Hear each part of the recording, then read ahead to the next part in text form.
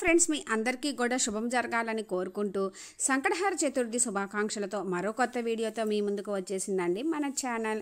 ఈరోజు మనం ఈ వీడియోలో 2024వ సంవత్సరం కార్తీక మాసంలో సంకటహార చతుర్థి ఏ రోజు వస్తుంది, ఇది ఎప్పటి నుంచి ఎప్పటి వరకు ఉంటుంది, చంద్రోదయ సమయము, నక్షత్రము, నెలలో స్వామివారిని కొలిచేటటువంటి పీఠం పేరు, నామం పేరు, విశిష్టత, నైవేద్యం, ఇంకా ముఖ్యంగా ఈ కార్తీక మాసంలో వస్తున్న సంకటహార చతుర్థికి ఎందుకు అంత విశిష్టత, ఈ కార్తీక మాసంలో కొత్తగా మొదలు పెట్టుకునే వాళ్ళు మొదలు పెట్టుకోవచ్చా లేదా, ఇవన్నీ కూడా క్లియర్గా ఈ వీడియోలో చూద్దాము ఫ్రెండ్స్. ప్రతి నెల కూడా పౌర్ణమి తర్వాత వచ్చే చవితి తిథి రోజు మనము సంకటహార చతుర్థి లేదా సంకష్టహార చతుర్థిగా జరుపుకుంటాము. అదే మంగళవారంతో కూడి వచ్చిన రోజు అంగారక సంకష్టహార చతుర్థిగా విశేషంగా చాలా జరుపుకుంటాము. మనకున్నటువంటి మొండి కష్టాలని, కోరికలని నెరవేర్చడానికి ప్రథమ పూజ్యులైనటువంటి ఆ గణనాథుని విశేషంగా పూజించి చేసుకునే వ్రతమే ఈ సంకటహార చతుర్థి వ్రతము. సంకటహార చతుర్థి రోజు ముడుపు ఎలా కట్టుకోవాలి, పూజ ఎలా చేసుకోవాలి, వ్రత కథ, ఆర్ఘ్యం ఎలా ఇవ్వాలి, ఇవన్నీ క్లియర్గా నేను అప్లోడ్ చేసిన వీడియోస్ ఉన్నాయి ఫ్రెండ్స్. అవన్నీ కూడా డిస్క్రిప్షన్లో ఎండ్ స్క్రీన్స్లో ఇస్తాను, ఇంట్రెస్ట్ ఉంటే విజిట్ చేయండి. మనకి ఈ 2024వ సంవత్సరం కార్తీక మాసంలో సంకటహార చతుర్థి ఎప్పుడు వస్తుందో ఇప్పుడు చూద్దాము ఫ్రెండ్స్. స్వస్తి శ్రీ చాంద్రమానశ్రీ క్రోధీనామ సంవత్సరం 2024వ సంవత్సరం దక్షిణాయనం హేమంత ఋతువు. కార్తీక మాసంలో మనకి 2024వ సంవత్సరం నవంబర్ 19వ తేదీ మంగళవారం రోజు సంకటహార చతుర్థి లేదా సంకష్టహార చతుర్థి వ్రతము వస్తుందండి. ఈరోజు జరుపుకుంటాము. ఈరోజు తిథి చవితి తిథి. చవితి తిథి ఎప్పటి నుంచి ఎప్పటి వరకు ఉంటుందంటే నవంబర్ 18 రాత్రి 9:59 నుంచి మొదలవుతుంది. నవంబర్ 19వ తేదీ రాత్రి 9 గంటల వరకు మనకి చవితి తిథి ఉంటుంది. మనం గమనిస్తే 19వ తేదీ పూర్తి చవితి తిథి ఉంది.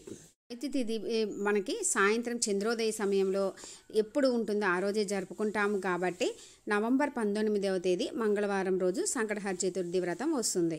మంగళవారంతో కూడి వచ్చిన సంకటహార చతుర్థిని అంగారక సంకష్టహార చతుర్థిగా విశేషంగా జరుపుకుంటాము.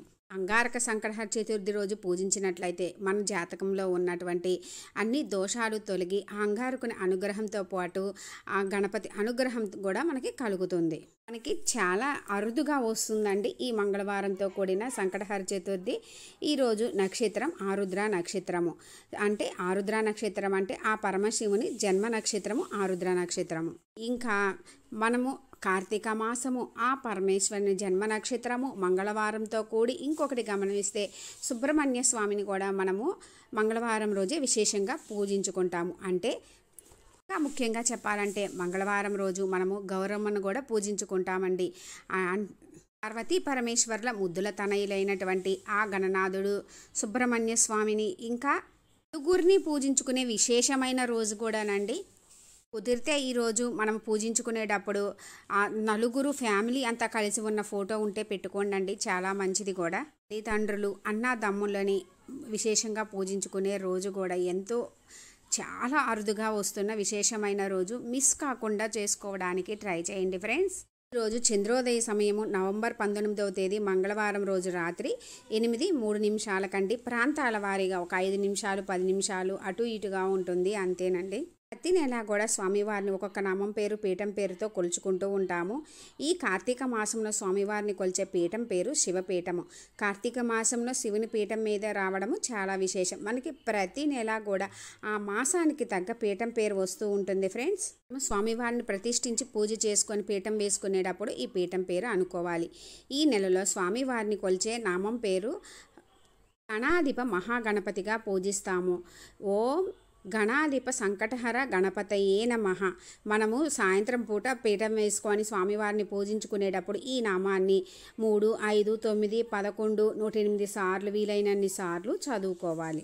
కార్తీక మాసము మంగళవారము స్వామి అంటే ఆ పరమేశ్వరుని జన్మ నక్షత్రము ఇంకా స్వామివారి శివపీఠము రావడము, ముఖ్యంగా నామం పేరు స్వామివారి నామం పేరుతోటి రావడము ఎంతో విశేషము. గమనించండి ఈ నెల అసలు. గణాధిప మహాగణపతిని పూజించినట్లయితే మనకున్నటువంటి మహా కష్టాలు, మొండి కష్టాలు అన్నీ కూడా తొలగిపోయి స్వామివారి అనుగ్రహం శీఘ్రమే కలుగుతుంది. అసలు కార్తీక మాసం అంటేనే చాలా పరమ పవిత్రమైన మాసం, శివకేశవులకు ప్రీతికరమైన మాసం. ఈ మాసంలో చేసే చిన్న పూజ అయినా, దానము, దీపము, స్నానము, ఉపవాసము ఏదైనా సరే అది కోటి రెట్ల ఫలితాలని విశేష ఫలితాలని ఇస్తాయండి. అంత విశేషమైన మాసంలో వస్తుందండి మనకి ఈ సంకటహర చతుర్థి రోజు. స్వామివారిని పూజించుకోవడానికి ఉదయం పూట మనము పూర్తి చవితి తిథి ఉందండి, ఎప్పుడైనా చేసుకోవచ్చు. మ్యాక్సిమం 9 లోపల చేసుకోవడానికి ట్రై చేయండి. ఇంకా సాయంత్రం పూట 6 తర్వాత పూజించుకుంటాము. కొత్తగా మొదలు పెట్టుకునే వాళ్ళు ఈ కార్తీక మాసంలో, అందులో మంగళవారంతో కూడి వచ్చిన రోజే ఎక్కువగా మొదలు పెట్టుకుంటూ ఉంటామండి.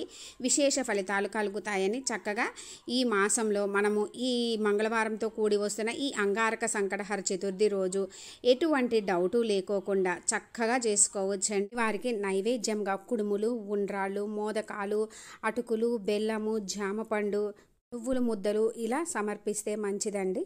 అసలు అంగారక సంకటహర చతుర్థి అనే పేరు ఎందుకు వచ్చిందంటే, విష్ణుమూర్తికి భూదేవికి జన్మించిన వారే అంగారకుడు. బ్రహ్మదేవుని ఉపాసించడం ద్వారా అంగారకుడు నవగ్రహాలలో స్థానం పొందాడని మన పురాణాలు చెబుతున్నాయి. అంగారకుల వారిని మనము మంగళగ్రహం, కుజగ్రహం అని కూడా పిలుస్తాము.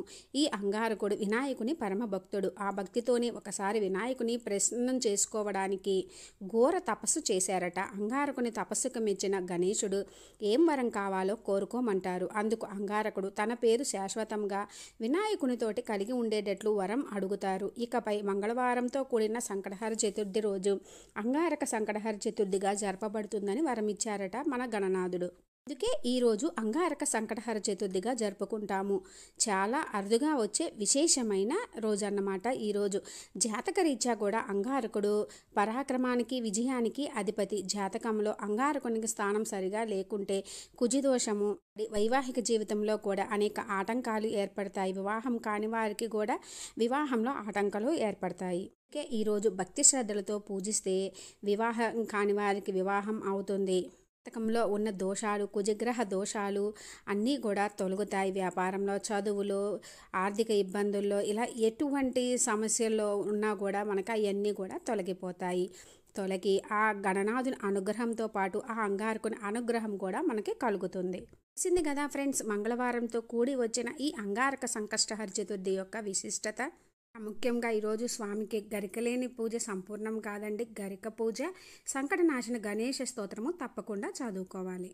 ముడుపు కట్టుకొని చేస్తే విశేషమైన ఈరోజు ముడుపు కట్టుకొని చేసుకోవాలి అనుకునే వాళ్ళు చక్కగా చేసుకోవచ్చండి.